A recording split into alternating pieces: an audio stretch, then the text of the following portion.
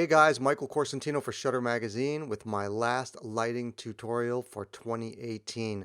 Hard to believe that we have reached the end of the year, but here we are in December, and I would like to first start by wishing you and yours a very happy and healthy holiday season, and to add a shameless plug for the perfect Christmas gift, the perfect holiday gift for you and any photography enthusiasts or photographers in your life, and that is a subscription to Shutter Magazine, where you'll find some of the best photography education delivered right to your door every month. So if you haven't done so already, head over to behindtheshutter.com and set yourself up with a subscription for the beautiful print magazine and online portal.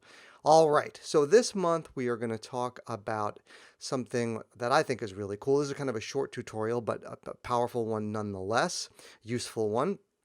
And it's about a topic that we don't talk a lot about, and something that oftentimes we try to avoid, and that is flare into the camera. In this instance, we're going to try and create it, but oftentimes you try and avoid it. And there are a variety of tools for doing that, such as grid spots for reflectors and egg crate grids for softboxes. And those tools end up, trying to their job is to keep the light very confined and oftentimes keep it out of direct contact with the lens, because when you have light entering the lens directly, as in this case we have a backlight, which we're going to be doing in the studio, it creates flare. Okay, and we also use flags in the studio placed between the camera and our light source in order to block the light from directly entering the lens. Okay, but in this instance, because I'm working with an actor, I wanted to create kind of an on-set look for the actor, for these promotional portraits for this is actor and model Alexandra Buzzetto, who's a great guy and a really talented actor. And so I wanted to give him a kind of evocative portrait. So backlight is perfect for that. You see this used a lot in videos, where they have a bank of lights behind a singer perhaps, or an entertainer. Like Dreamgirls is a good case in point, that Broadway show. I think a lot of their promotional images had a big bank of lights behind, so you had a lot of that image. But you really, it's a challenge because it presents certain challenges for you when you're working. One of them is focus. We'll talk about that. And of course, the flare that's introduced. And you have to balance that flare because it washes out your contrast, right? So you need to introduce light from the front in order to balance the light that's happening from the back and reintroduce some contrast. So those are a few of the challenges. So in terms of focus, what you for those of you that have worked with flare using the sun, basically what you have to do, and maybe you've done this yourself, is you have to shift your position a little bit in order to avoid the sun, lock your focus, and then shift back to reintroduce the flare. Right now, obviously in the studio, we don't have to do that. We don't have the sun. So basically you're working with strobes. So for that, basically all that I needed to do is just turn off the modeling light. Okay. So obviously what you're seeing here is just the flash pop that's creating that light behind, that flare behind our subject. But when I was focusing, I had the modeling light off, and that really helps tremendously, because if you have that light coming directly into your camera, it's very difficult to focus, and you have to kind of constantly be moving around in order to block that light by shifting your position. So we don't have to do that in the studio, which is great. All right, so here you're looking at 3 of the finished images. And we'll talk about, I'm going to walk you step by step through how I created these. So as with any shoot that I'm doing, I'd always start with the key light. Okay, and in this instance, the key light was a strip box with a Profoto head. I think I was working with a 7A pack, but you can work with even a 500 watt second strobe will get you there. Working very close. So whatever you have will work. So here you see the result of that. I wanted to create an even column of light from top to bottom without having to worry about adding additional lights on the models on Alessandro's clothes. So this was a perfect tool for that.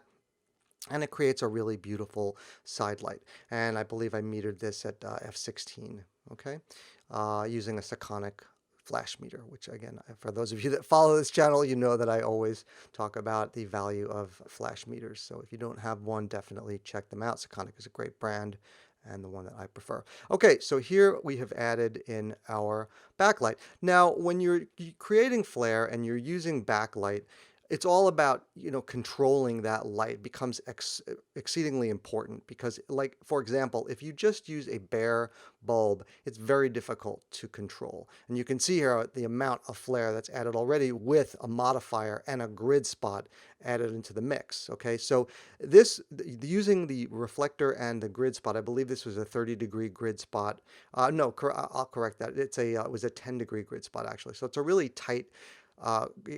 It confines the light into a really tight circle, so it's much easier to work with when you have a smaller circle of light than if you were working with bare bulb, you'd have just light everywhere, and it becomes very difficult to control. And that's especially important when you're introducing flare. All right, so the backlight is modified again with a 7-inch profile reflector and a 10-degree grid spot to help confine and control that light to give me a smaller circle of light. And you can see it still introduces a lot of flare. Okay, but we've got a really cool look that looks very entertainment, very Hollywood right off the bat. So we're just going to fine tune it from here. All right, so let's move on. The next step was to introduce some color. I love working with color, and it adds an extra something, an extra kind of an X factor to the portrait, which I like, especially when it's entertainment related. So I tried blue, and I liked the blue. But I didn't feel that it worked as well with the shirt that he was wearing and his skin tone. So I then moved on to yellow. And I wanted something kind of warm, a warm toned feeling for this as well. So I stuck with yellow and then concentrated on fine tuning the light. Now that because why I waited to this step to really fine tune everything is because when you add a gel to the mix, it's going to change the balance of light. It's going to reduce the output of light. So I wait until after everything is dialed in before I really start to fine tune. So this slide is about adding a fill card on the camera right side of the image. And you can see here, let's go over to my drawing slide. If you can see here that on the left, this side of Alessandro's face is very, very dark, and it was just a little too dark for me. So I had my key light coming in from here, and again, that's that Elinchrom strip box, 14 by 35 strip box.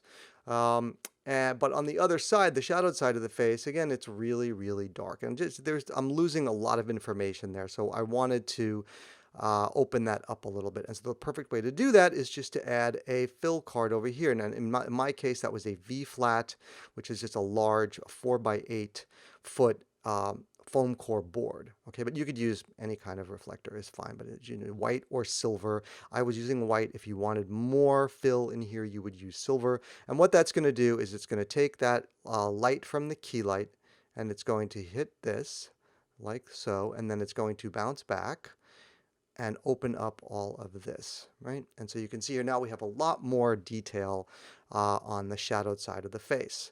So that takes care of our fill.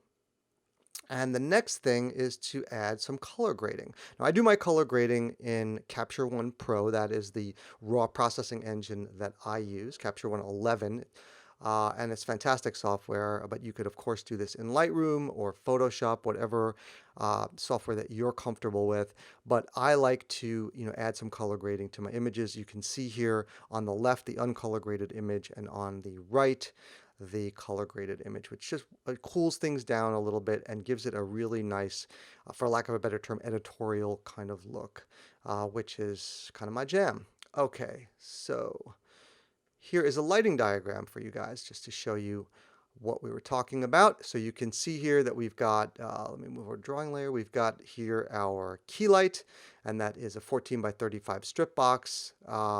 This shows, there was a grid actually. I did use a grid. I should have mentioned that. And I used a grid because, as I mentioned originally, what I wanted to do was keep the light from the key light from spilling back into the camera and creating fill that I didn't want. Rather flare that I didn't want. I only wanted flare from this light back here. Okay, so that is our backlight, our flare light, and that also has a grid that has the 10-degree grid spot. Okay, and then here is our fill card, and that is just bouncing light from the key onto the shadowed side of Alessandro's face and opening up. And so you can see it creates a really cool look, especially for someone in the entertainment field, a singer, an actor, etc.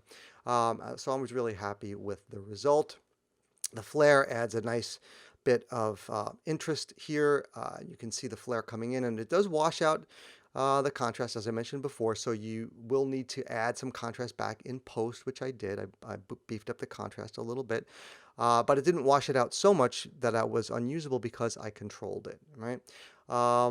And there you go. So basically, this is kind of a cross light scenario, which you'll see I work with a lot. So we've got a light coming in on the camera right side, and a light coming in on the camera left side, and that is this kind of cross-lit lighting pattern, which is a really cool way to do it. It creates a nice kind of sculptural, dimensional quality to the lighting. Okay, let's see what's next. Okay, here's a final. We're moving on to our finals. This is the close-up portrait. These were cropped a little bit, but this is pretty much what was done in camera. And let's see what's next. And here's a spread. Okay, so wrapping it up. These are two of the images put together. When I shoot, as I've mentioned before, I like to shoot editorially. So what that means is I'm shooting with spreads in mind. So I shoot some wide and I shoot some tight because that's those kinds of images pair really well together in spreads, which is why I like to include them here, just to show you how well a variety of images can work together when you shoot wide, as you'll see on the left, and when you shoot tight, as you see on the right. They work really nicely together. All right, so there you go. That is flare and backlight. I hope that this has inspired you guys to try this and incorporate it into your photography. And I will see you next time here on Shutter Magazine. You guys have a great holiday. Thanks again for tuning in, and I'll see you next time. Bye-bye.